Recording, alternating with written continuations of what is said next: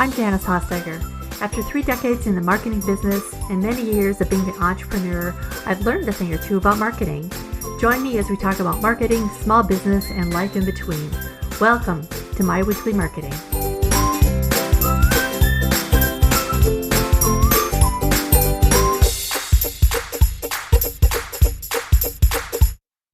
Hey, and welcome to another episode of My Weekly Marketing. I'm Janice Hostegger, and if we haven't met, I'm a marketing strategist and fractional CMO, but mostly I love working with small business owners like you to get your marketing on track so you can grow your business. So I was going to do a Q&A episode today, and I still am of sorts, but there's one question that really covers the entire episode, and it's a question that I've received before and I've experienced in my own life. And so here's the question. Quote, I have a photography business that's really busy during some months and completely dead after that. What are some effective marketing strategies I can do inexpensively to keep business on a more consistent basis? This is from Janelle.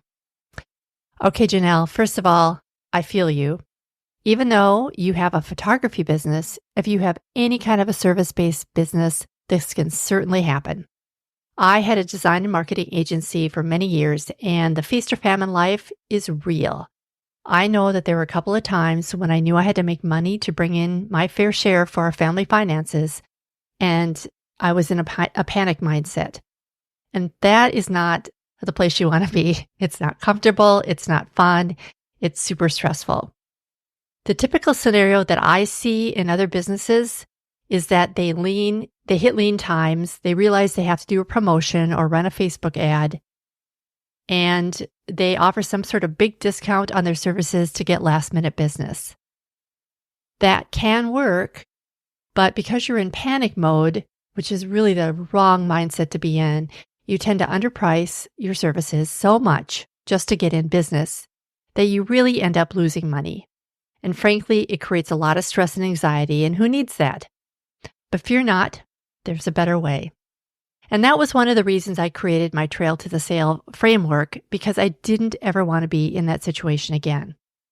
Now, I understand in real life things happen, and sometimes we need to pull in some quick income, and no judgment here. What I want to do today by the end of this episode is, number one, give you my recommendations on how to get past a cash crunch if you're a service-based business, and I'm going to show you how to use my Trail to the Sale framework to do that. And number two, get you started on an email list where you're not having to spend as much money and time to make money. And so you have a list of warm buyers that you can appeal to if you end up in a pinch like this again. Okay, so I'm going to start off here assuming you know your ideal customer. If not, it's easy to get off track promoting things that your ideal customer doesn't really want in the name of making quick cash. If you don't, I highly recommend getting my free ideal customer profile, and I'll put the link to that in the show notes, so that you can get a feel for exactly who you're talking to, because that makes a huge difference in all the marketing that you do. For example, if you've been shooting weddings and you get a great idea to start doing senior portraits, that would require a marketing reboot of sorts, since weddings and high school seniors or their parents are probably two completely different groups of buyers. Or if you have a website design service and you're thinking about doing podcast editing, again, that's a different market altogether. But what you could do as a web designer is to offer Facebook or Google ad services, since that's likely a similar small business client that you have had before. Or if you're a wedding photographer, you could offer engagement shoots. So think about in terms of the market you already have built up if you're going to offer something different. So for the sake of this podcast episode and for making quicker cash, let's just stick with your existing customer that you have been targeting and hopefully working with already. What I'm going to do today is take the Trail to the Sale and condense it down. The Trail to the Sale is a framework that's based on the path customers typically take to find a product or service and to do business with them. And the first step of that is awareness. At this part, you just want to get the word out. It's really all about eyeballs at this stage. Don't just choose one channel, you need to choose multiples for a quick win. Typically, I like to look at metrics, and you should know where most of your traffic comes from typically, and you can look at your metrics to find that out. So in this situation, here's what I'd recommend. First of all, run a campaign. They used to say it took 7 touches to get a customer's attention. Now they say it's like 70 or something ridiculous, since we live in such a loud, noisy world with so many distractions. So one postcard or an ad or an email isn't going to be enough to move the needle. You need to think in terms of multiple touch points. So if you do an ad, do an email, get on social media. Offer value and you'll get noticed. Value can be a lot of things. Think about what you will do to entertain, encourage, or inform them to get their attention. These are all valuable things that will grab people's attention and get their eyes on you, and that's where you want to be at this stage. Next, focus on channels that drive quick revenue, such as paid ads, emails to your existing list, and maybe some public relations. If you don't have an email list or a small list, I'll get to that in a bit. Also, just a note about paid ads. If you do run anything paid, any paid promotion at all, I'd recommend understanding what the lifetime value of your customer is, or you could spend more on ads than a lead is actually worth. You can Google the formula, but roughly if you take the number of customers you have and divide it by the number of dollars that you've made in a year, you can determine what each customer is worth to you. I am the farthest from a math genius that you will ever meet, and I don't love calculations, but this is easy math, and you don't want to exceed this amount when you're running paid ads or any kind of paid promotion. Number 3, Google My Business listing. If you have a local business, this is a no-brainer. It's free and Google promotes it for you in the search results. Make sure it's filled out and correct. You can post your menu of services and promotions that you're running right there on the Google My Business app. And ask for reviews. 91% of consumers read at least one review before making a purchase decision. And Google will put them front and center if you do it on their platform, right in the Google My Business listing. Next, you want to post frequently on social media platforms of your choice. Again, if you know your metrics, you know where most of your ideal customers are and where you get the most clicks and engagement.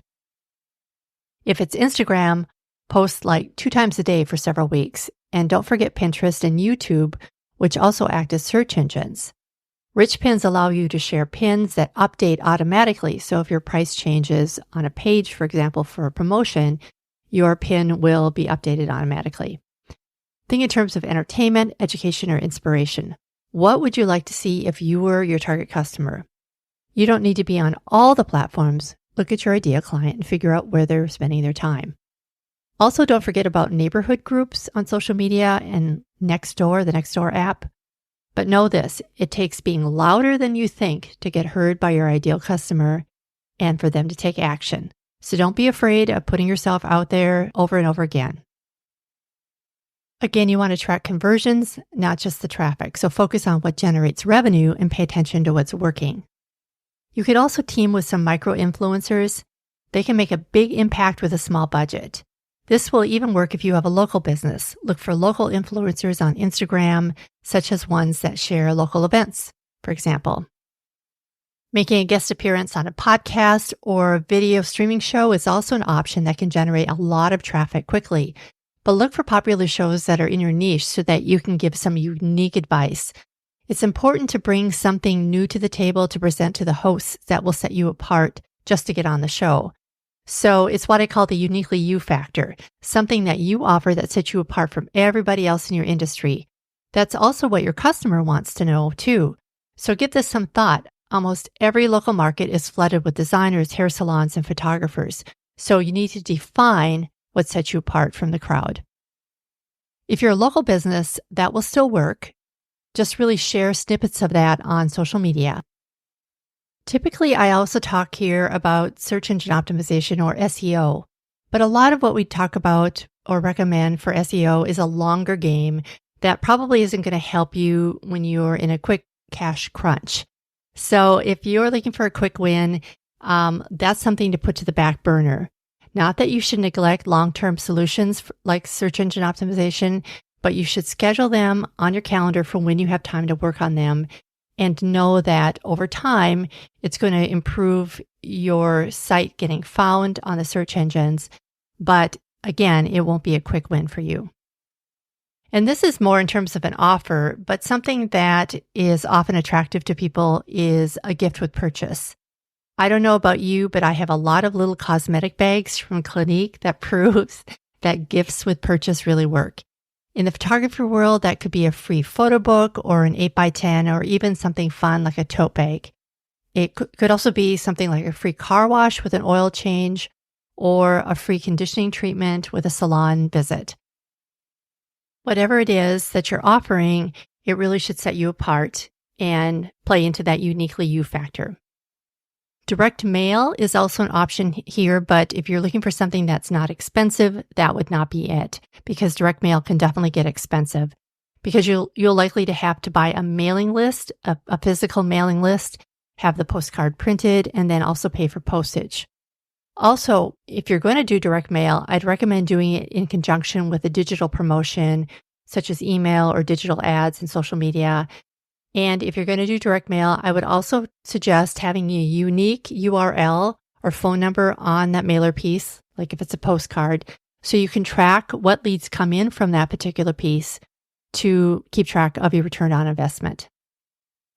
Okay, so after you've built up awareness and got a lot of eyes on your product or your offer or your business, then I move into the consideration stage. Since you're in a cash crunch, this might be something that you want to do later on, but typically I like to recommend building an email list at this point, if you don't have one. But building a list does take some time. But they say the money is in the list, and that's because it is an email list filled with warm leads or people that you know that are interested in your business and what you're offering. So once you have eyeballs on your service, if you have something to get people on your email list, that's the next step I'd recommend. So we want to attract people with freebies. So depending on your service, this could be an ebook, a checklist, cheat sheet, webinar, a challenge, a workshop, anything that would be relevant to share free information that could get their email address or contact information to you, and it would give them lots of free value. So you can learn how to do this step by step to get your email list going by going to my free list building accelerator at janicehostager.com/list. And I'll put a link to that in the show notes too. Once you have a free lead magnet, then you need to promote it. It doesn't help to offer a free thing if you're not going to let everybody know about this. Even for free items, you'll still have to promote it. If you do brand photography, for example, you could create a lead magnet that includes what photos people should have taken professionally for their website or their social media. You could even team up with a web designer to put something together and cross-promote it. As a business owner, I love getting emails from people who like to team up for a joint promotion. You'll also want to create a separate landing page and a download page on your website just for this promotion, for your lead magnet, that is. There are instructions for this in my List Building Accelerator Challenge too. So if you download that, you'll have everything you need to get up and running. Then after you create your freebie in your situation, you might also want to present a low-priced upsell on the thank you or download page.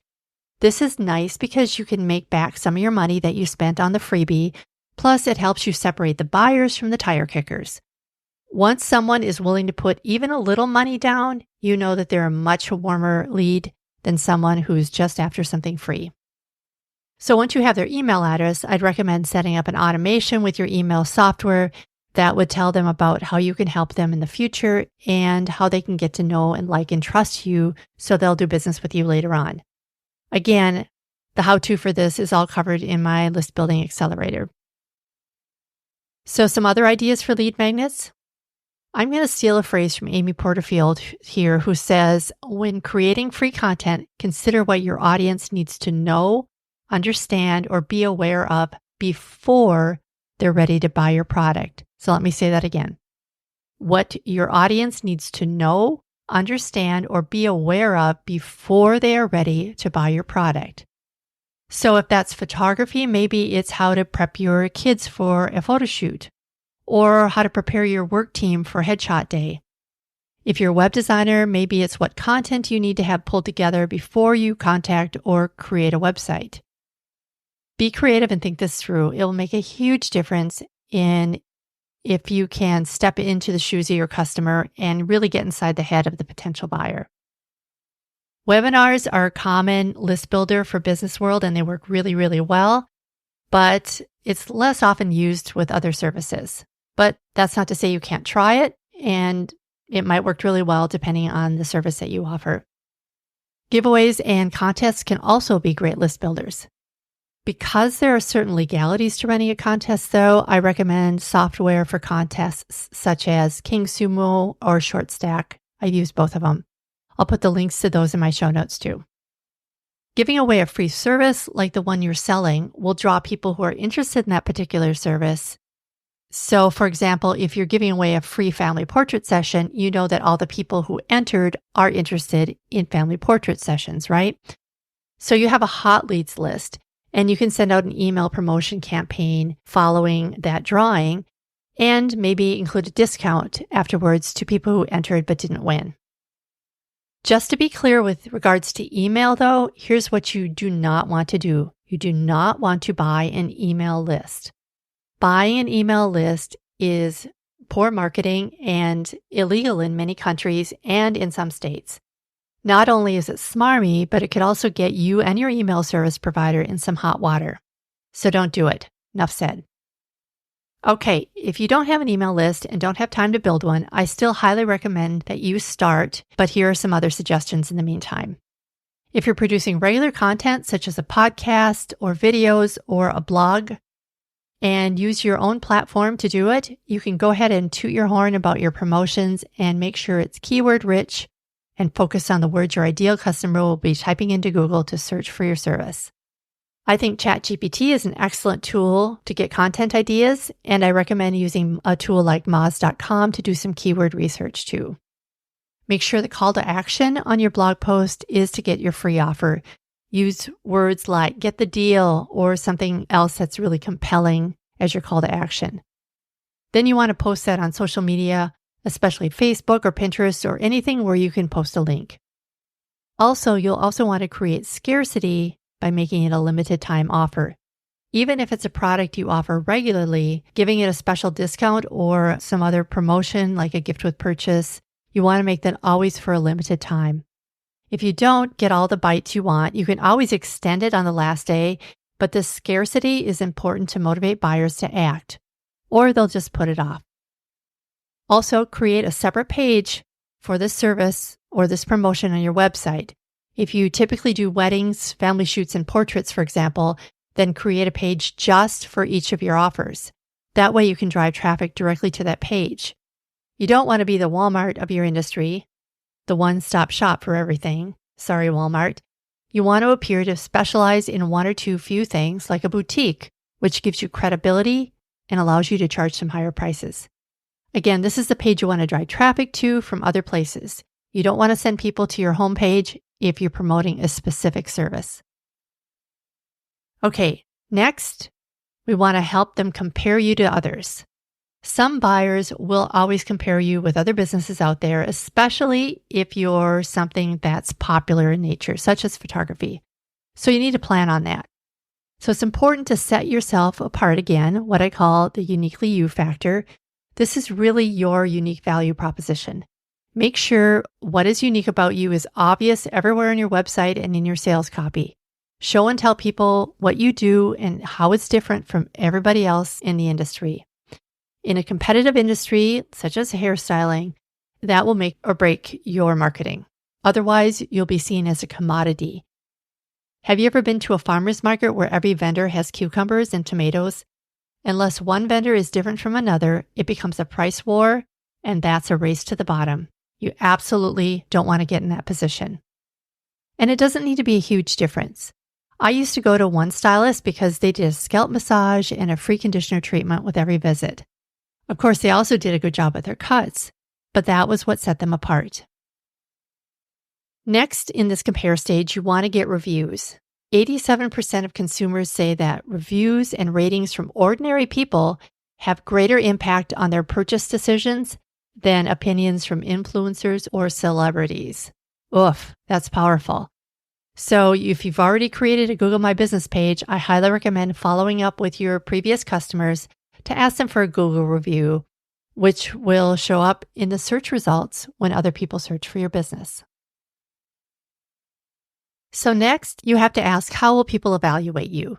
Some people are hesitant to buy if it's a big ticket service and they don't know you well. So I like to include the evaluation stage for those businesses and services.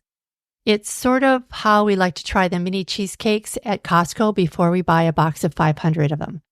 For a photographer, it could be a mini session or just having your portfolio on your site. Or it could be a free coaching call if you're a coach, or a case study if you offer other services. This phase depends on your customer, your service, and the amount of time you have available to pull it together. Okay, so next, it's time to sell it. When it comes time to sell, look at your price points. Start by calculating your real hourly rate here. If you don't know this, now's the time to figure it out. Factor in your overhead, your marketing expenses, software, your equipment, and the hourly rate for photographers in your market, assuming you're a photographer, of course. If you're promoting something at a sales price, look at anchoring your price and let people know what it is regularly or what other people charge for it. And make sure that's listed on your promotion too. If you're offering a website design at $4,000, for example, make sure that they know it's a $6,000 value. There's a famous case where kitchen retailer Williams-Sonoma introduced one of the first bread machines to the market for $275. However, sales were disappointing, so what they did was kind of counterintuitive. They introduced a larger, better functioning model at double the price of the first one. And then the sales for the original $275 machine took off. People like to believe they're getting a deal, and that's price anchoring in action. Also, remember when you are writing your sales page or putting together your text to focus on the transformation or the value your service will add to their life. They don't buy your service. They buy the results your service will bring them. Also, at the sales stage and even before, you'll want to counter objections. Think of the things that people have said to you in the past for reasons they didn't buy and counter them in your offer copy, your sales calls, or at least give them some thought in advance. Keep in mind that these objections are often based on beliefs and not facts. Most people value time and money the most. And so often you'll hear things like, it's not the right time. So be ready to give them a reason why waiting could cost them more money or more time in the long run. Sometimes there's also an excuse behind the excuses they tell you. This is too expensive, this is too time-consuming, but it's important to remember that those aren't facts. A belief will get in the way of buying, so to convince them to buy, you need to counter that belief with a fact. Too expensive may sound like a fact, but the right customer will have money for things they really want. Price is relative, right? I pay $6 for a coffee at Starbucks, but would I pay $6 for a Twinkie? No, thank you. So to try and convince them of anything, we must debunk the belief that's standing in the way. I'm going to go into all of this in depth in my new course, Modern Marketing Mastery 2, but understanding the roadblocks is key and should be included in your messaging. One more thing. Write this page for different types of buyers.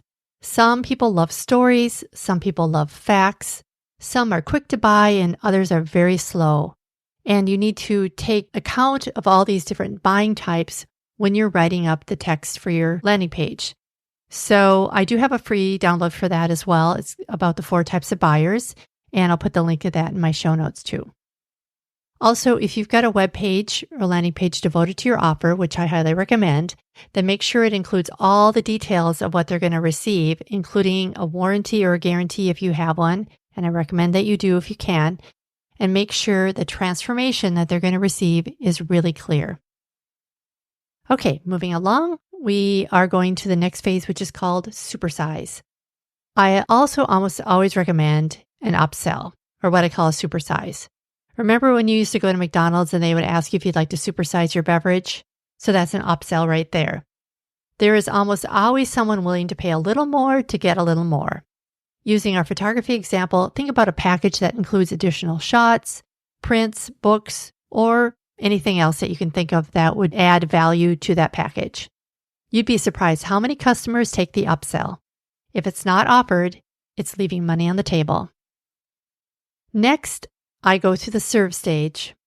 I find this one is often forgotten, and it's not really considered as part of marketing oftentimes, but I think it is so important. Following up with your customer to really thank them for the sale is super important and really will make you stand out in the market. It could be emailing a handwritten note or sending a special thank you via email. It really gets people's attention in a world where you don't always even get a verbal thank you when you go to the grocery store. But serving means more than that. It's also making sure that they're happy with the sale. You might be checking with them, making sure that they know who to contact if they have issues, or creating an easy-to-use user guide or a video. Step into your customer's shoes to understand what they'd like to help them feel loved, and it will go a long way. Remember, even though we focus on getting new clients, repeat customers are way cheaper. According to Constant Contact, you only have a 13% chance of persuading a new customer to buy, but repeat customers have a 60 to 70% chance of buying. So you want to make sure that after people buy, they're happy campers. Okay, the last phase of all of this is what I call the send stage. And one more reason to make sure people are happy is that you want them to tell others. Nothing is better than good old word of mouth referrals. Referred customers can have a 25% higher lifetime value than other customers. And according to the American Marketing Association, they spend 200% more on average. I like to offer a bonus to customers who refer. After a customer buys from me, I like to send them an email asking for referrals and promote a freebie for them if they do refer. If you have a lot of existing customers, you may want to do that too. It's way less expensive and way easier than starting from scratch to get new clients. So that's my trail to the sale in a pinch. Of course, it's not what I recommend for the long term, but I get it. Sometimes we just need a little cash flow to keep things moving forward. After you do one of these pushes, I'd recommend creating a promotional calendar for the following year so that you know when the slow times are likely to pop up and you can plan for them. I like to plan quarterly at a time, and then I add in smaller promotions along the way if I need them to reach my goals. Or I go ahead and plan promotions regardless. That's what I recommend for most of my clients too. I hope this was helpful for you today. If you have any questions, you can go ahead and send me an email at hello@myweeklymarketing.com. I read all the comments and my emails that come through. For more information about anything we talked about today and to find all the links, go to myweeklymarketing.com/58. Thanks so much for joining me today. See you next time. Bye for now.